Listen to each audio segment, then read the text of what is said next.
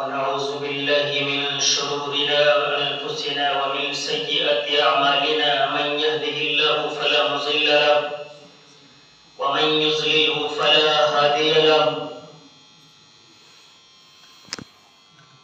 قال الله تبارك وتعالى في القرآن المجيد والفرقان الحميد: واعتصموا بحبل الله جميعا ولا تفرقوا.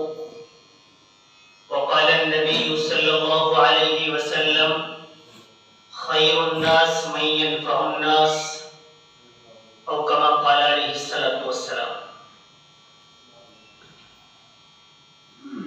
एक हो जाएं तो बन सकते हैं खुर्शीदे मुबीन, एक हो जाएं तो बन सकते हैं खुर्शीदे मुबीन, वरना इन बिखरे सितारों से क्या बात बने.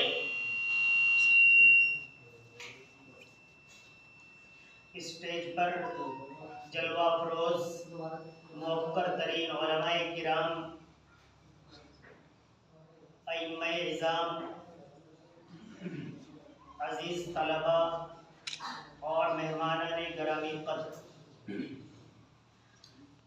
अल्लाह तबारक व तआला का बेपाया फजल और उसका एहसान है कि अल्लाह ने हमें दुनिया के अजीम तरीन काम के अंदर लगाया हुआ है. अल्लाह के नबी सल्लल्लाहु अलैहि वसल्लम का फरमान है, खैरुन्नास मन यनफउन्नास, कि तुम में बेहतरीन लोग वही हैं जो लोगों को फ़ायदा पहुंचाते हैं, जो लोगों की नफ़ा रसाई के लिए अपनी ज़िंदगी को गुजारते हैं. असल में अगर हम दीन इस्लाम की तारीख पर नज़र दौड़ाते हैं तो तारीख के अंदर हुजूर पुरनूर नबी करीम सल्लल्लाहु अलैहि वसल्लम से लेकर हज़रात सहाबाए किराम, ताबईन, तबे ताबईन, बुजुर्गान दीन, उलमाए किराम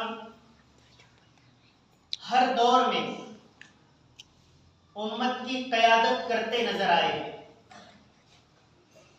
उम्मत मुस्लिमा के खुसूसी तौर पर दीनी एतबार से और उमूमी तौर पर सियासी व समाजी एतबार से असल कायद उलमाए किराम.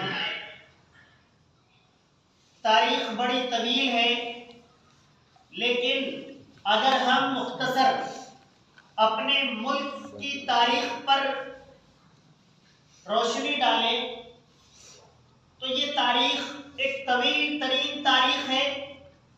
लेकिन इस तारीख का एक अहम हिस्सा ये है कि हमारा मुल्क सोने की चिड़िया हुआ करता था,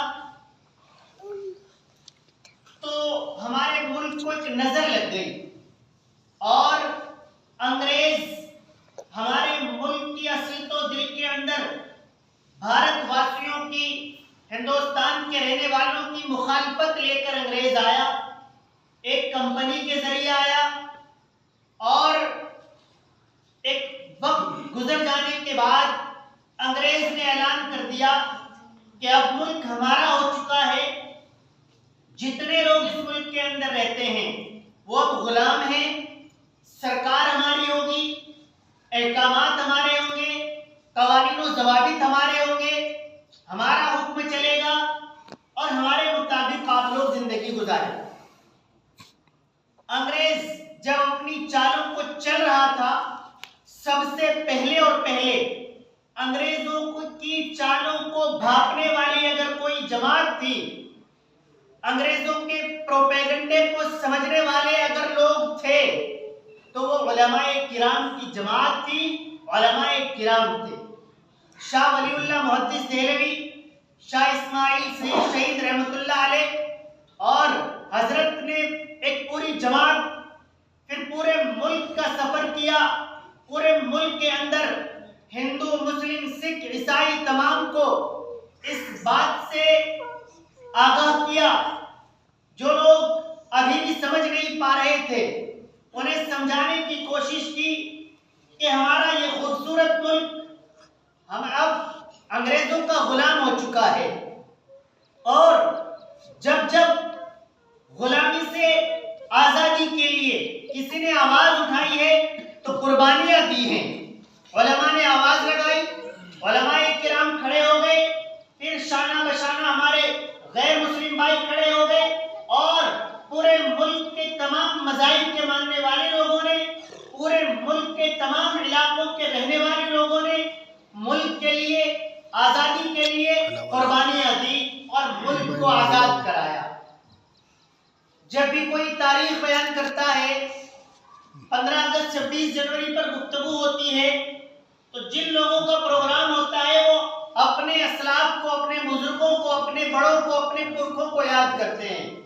मदारिस के अंदर तमाम लोगों को याद किया जाता है, खुसूसी तौर पर अपने उलमाए किराम को, हजरत मौलाना मोहम्मद अली जौहर को, हजरत मौलाना अबुल कलाम आजाद को, हजरत मौलाना सैयद हुसैन अहमद मदनी नव्वरल्लाहु मरकदहु को, हजरत शेखुल हिंद रहमतुल्लाह अलैह को, इन उलमा को याद किया जाता है।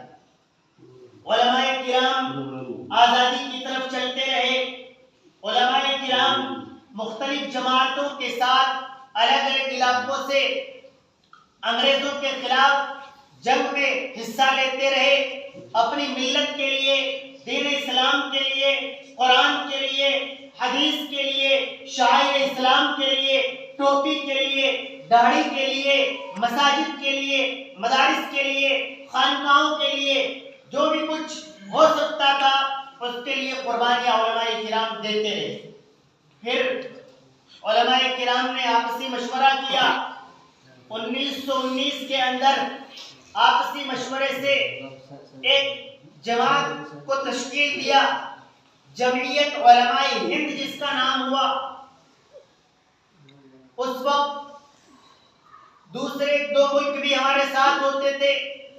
तमाम के तमाम उलमा ने इस मिली जमात के लिए अपनी कुर्बानियों को, अपने आप को पेश किया और 1919 से लेकर आज तक मुख्तलिफ अदवार में, मुख्तलिफ सुदूर के की जिम्मेदारी में, निगरानी में, सदारत में जमीयत उलमाए हिंद इस मुल्क की आबियारी में मुसलसल हिस्सेदार है।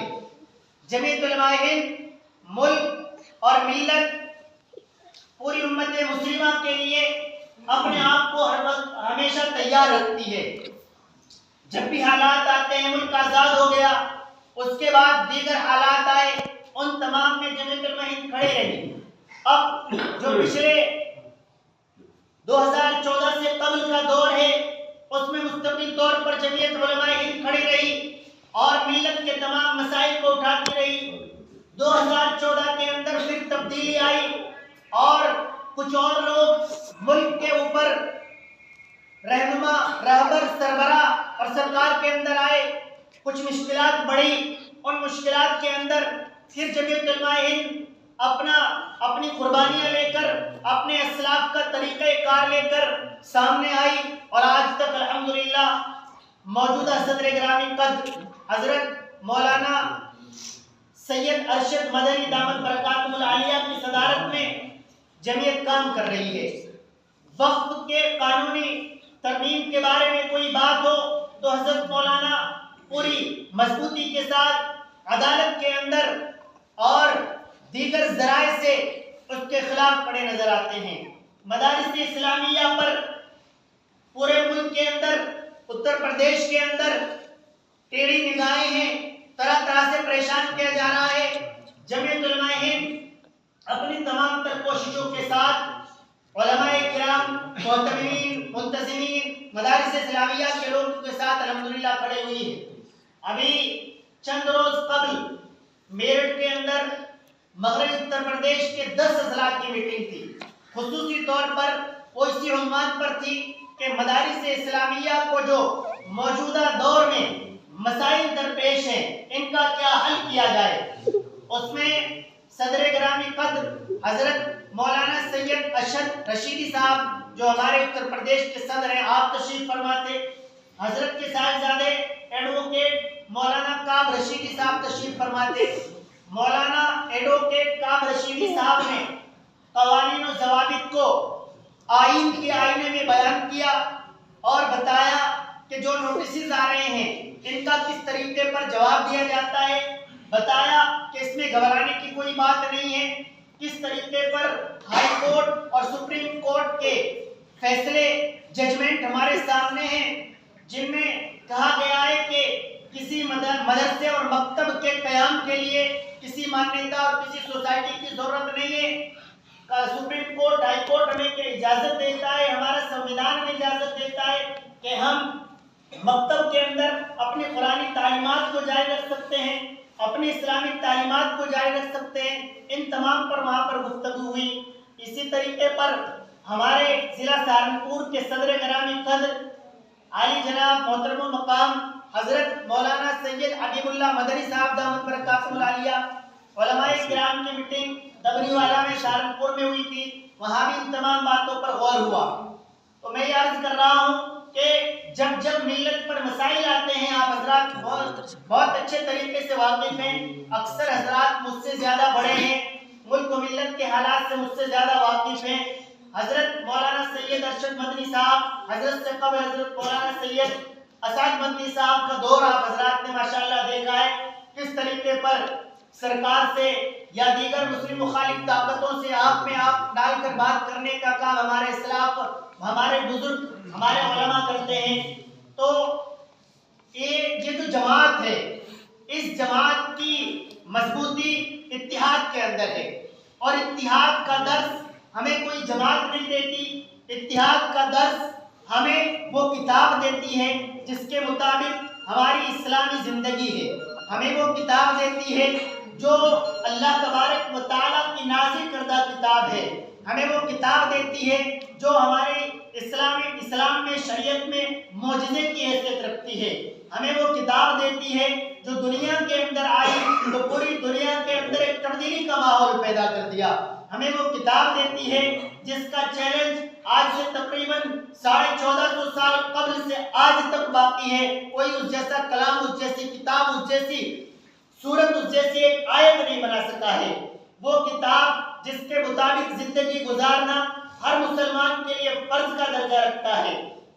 वो किताब हमें दर्स और सबक देती है कि इत्तिहाद के साथ रहो, वातसिमू बिहब्लिल्लाहि जमीअन वला तफर्रकू, कि तमाम लोग इकट्ठे हो जाओ, जमा हो जाओ, आपस में इख्तिलाफ और इंतिशार की बातें ना करो। ये इत्तिहाद हमें दर्स देता है कि जब एक आदमी काम करता है तो एक आदमी का काम होता है, जब 5 आदमी काम करते हैं तो काम और ज्यादा होता है, 10 आदमी काम करते हैं तो काम के अंदर इजाफा हो जाता है। पूरे मुल्क के अंदर जमीयत उलमा हिंद की यूनिटें कायम है, एक नेशनल तौर पर यानी पूरे मुल्क हिंदुस्तान की यूनिट है। फिर उसके बाद तमाम प्रदेशों के अंदर, तमाम सूबों के अंदर यूनिटें बनी हुई हैं। फिर उसके बाद तमाम अजला के अंदर, जिलों के अंदर यूनिटें बनी हुई हैं। फिर उसके बाद जिले के बाद तहसील पर यूनिटें बनी हुई हैं, तहसील के बाद ब्लॉक पर यूनिटें बनी हुई हैं, ब्लॉक के बाद जो बड़े कस्बे हैं उनके अंदर यूनिटें बनी हुई है। बल्कि अब हजरत मौलाना सैयद हबीबुल्लाह मदनी साहब जो हमारे ज़िले के सदर हैं, उनका हुक्म है, उसी के मुताबिक मैं अपनी ये ड्यूटी कर रहा हूँ कि जो कस्बे हैं उनमें भी यूनिटें बनाई जाए। जिन ब्लॉकों की यूनिटें बनी हुई नहीं हैं उनकी यूनिट्स बना दी जाएं। बल्कि हमारा पड़ोसी ज़िला मुजफ्फरनगर है, माशाल्लाह वहाँ काफ़ी यूनिटें हैं, तकरीबन 300 यूनिटें हैं। उसी तरीके पर बनी हुई हैं कि जो गांव हैं, बड़े गांव हैं, मुसलमान ज़्यादा रहते हैं, उन गांव के अंदर भी उन्होंने यूनिटें बनाई।